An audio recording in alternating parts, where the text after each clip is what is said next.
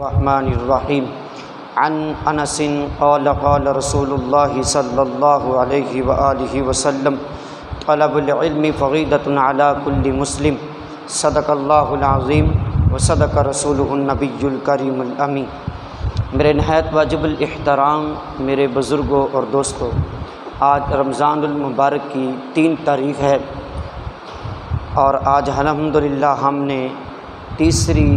تیسرے روزے کی سحری کھائی ہے۔ اللہ کے فضل و کرم سے دعا کرتا ہوں اللہ کی بارگاہ میں ہم سب کو اللہ پاک صحت کے ساتھ بقایا روزے رکھنے کی بھی توفیق عطا فرمائے اور 5 وقت کا نمازی بنائے، اور رات کو اللہ رب العزت ہم سب کو نماز تراویح کی صورت میں قرآن پاک سننے کی توفیق عطا فرمائے۔ یہ دوست اب آپ آگے کے تشریف لے آئیں تاکہ جب اکٹھے بیٹھیں گے تو انشاءاللہ بات کی سمجھ بھی آئے گی۔ آج کا موضوع ہمارا علم کی فضیلت ہے، اور پہلی حدیث مبارکہ ہے کہ جو میرے کریم آقا صلی اللہ علیہ وسلم کا فرمان علی شان ہے۔ ابن ماجہ کی یہ حدیث مبارکہ اور مشکوٰۃ شریف کی بھی حدیث مبارکہ ہے۔ میرے کریم آقا صلی اللہ علیہ وسلم نے ارشاد فرمایا، حضرت انس رضی اللہ تعالی عنہ آپ روایت فرماتے ہیں،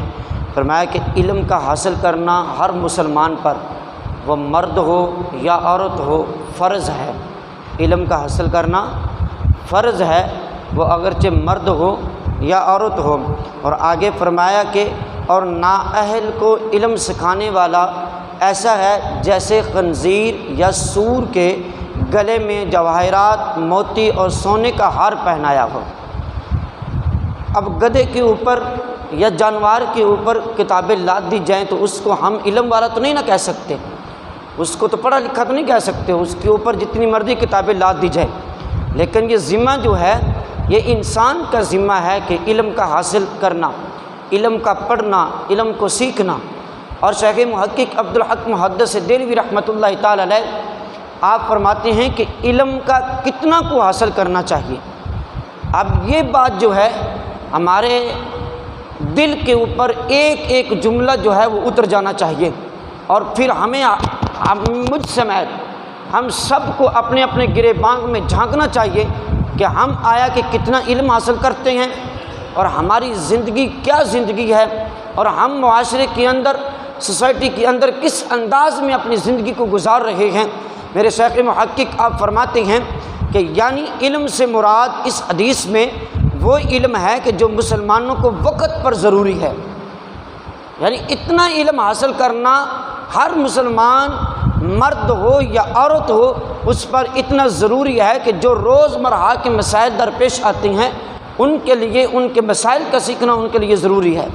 اور فرماتے ہیں کہ جب اسلام میں داخل ہوا تو اس پر اللہ تعالیٰ کی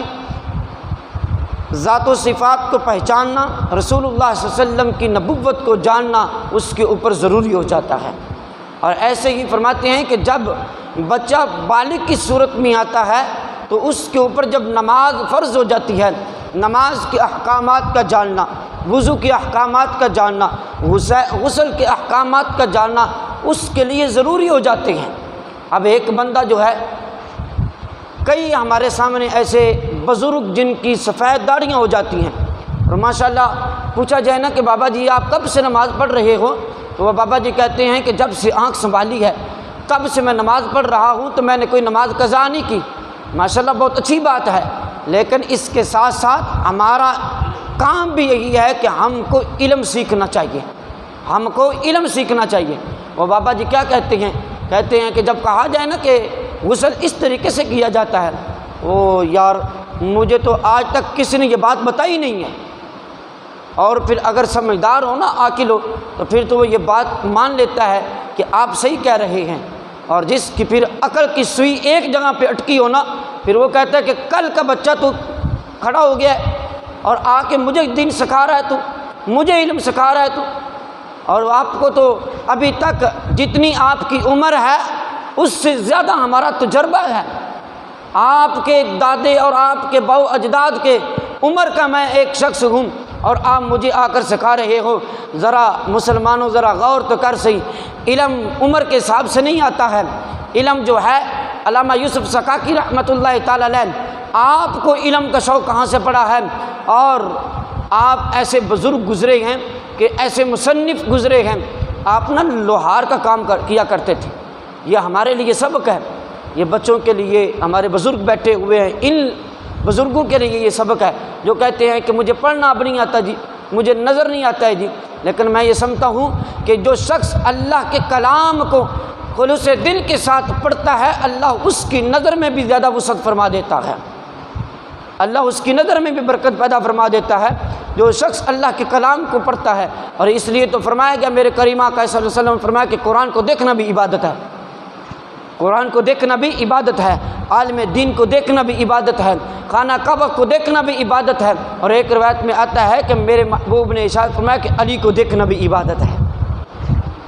تو عزیزان گرامی، علامہ یوسف سکاکی کی میں بات کر رہا ہوں، یہ بہت بڑے عالم دین گزرے ہیں۔ آپ کی عمر کتنی ہے؟ 80 سال یا 90 سال عمر ہے۔ ہم جہاں تک میرا اندازہ ہے یہاں میں سے کوئی بھی 80 سال کا بابا نہیں بیٹھا ہوگا، لیکن آپ کی اتنی زیادہ عمر ہے۔ آپ نا لوہار کا کام کیا کرتے تھے، چاقو بناتے تھے، چھریاں بناتے تھے، خنجر بناتے تھے۔ اس وقت بہت زیادہ یہ کام رائج پر تھا، لیکن پہلے وقتوں کے اندر جب کوئی شخص کوئی چیز نہیں بناتا نا تو وہ سب سے پہلے بادشاہ کو پیش کرتا، بادشاہ کو اچھی لگتی تو وہ پھر ان کو انعامات سے جو نبی نواز دیتا۔ علامہ یوسف سکاکی نے بڑی محنت کر کے ایک چاقو بنایا، بڑا خوبصورت بنایا۔ جب بادشاہ کے پاس گیا نا تو علامہ یوسف سکاکی نے چاقو جو ہے بادشاہ نے پیش کیا، تو بادشاہ نے چاقو پکڑ کے اپنے وزیر مشیر کو پکڑا دیا، کہا کہ اس بابے کو جو نبی انعام دے گو اور ان کو فارغ کر دو۔ جو انعامات دیے علامہ یوسف سکاکی ابھی تک نکل ہی رہے تھے، دروازے پر پہنچے نہیں ہیں، اتنی دیر کے اندر ایک شخص دروازے سے گزرتا ہے اور اندر اس بادشاہ کے پاس آنے کے لیے آتا ہے، اور دیکھتا کیا ہے کہ اس بندے کی کمر جو ہے جھکی ہوئی ہے، بال اس کے سفید ہو چکے ہیں، داڑھی ان کی سفید ہو چکی ہے، ہاتھ میں لاٹھی پکڑی ہوئی ہے، کمر جھکائے ہوئے جب اس بادشاہ کی یعنی محل کے اندر داخل ہوتا ہے، بادشاہ سمیت ساری کی ساری بادشاہی جو ہے وہاں پہ جتنے بھی وہاں پہ افراد موجود تھے سب کے سب کھڑے ہو جاتے ہیں۔ علامہ یوسف سکاکی پریشان ہوتا ہے، کہتا ہے کہ یار میں نے اتنی محنت کر کے اس بادشاہ کو میں نے چاقو دیا ہے، لیکن اس نے مجھے سیدھے منہ سے شاباش بھی نہیں کہا، لیکن بس انعام چند سکے دے کے مجھے فرق کر دیا گیا ہے۔ اس بابے نے تو کچھ دیا بھی نہیں ہے، لیکن بادشاہ نے ان کو اپنے تخت کے ساتھ بٹھا دیا ہے۔ اور پوچھنے والے نے پھر پوچھا، علامہ یوسف سکاکی پوچھتا ہے ساتھ والے سے، یار اس کی کیفیت تو مجھے تو بتا، اس کا مقام و مرتبہ تو بتا، یہ ہے کون ہے کہ جو کچھ لایا بھی نہیں ہے؟ بادشاہ خود بھی کھڑا ہوتا ہے، ان کے ساتھ ساتھ دوسرے بھی لوگ کھڑے ہو جاتے ہیں، اور پھر بادشاہ اپنے تخت کے ساتھ بٹھاتا ہے۔ کہنے والے نے کہا کہ یار تیرا اس بات میں قصور نہیں ہے، لیکن بات یاد رکھ یہ کوئی عام شخص نہیں ہے، بلکہ یہ اللہ کا بندہ ہے اور قرآن کا حافظ اور قاری ہے اور عالم دین ہے۔ اور اس بادشاہ نے اس شخصیت کی وجہ سے کھڑا نہیں ہوا ہے بلکہ اس کے علم کی وجہ سے کھڑا ہوا ہے۔ علامہ یوسف سکاکی دل کے اندر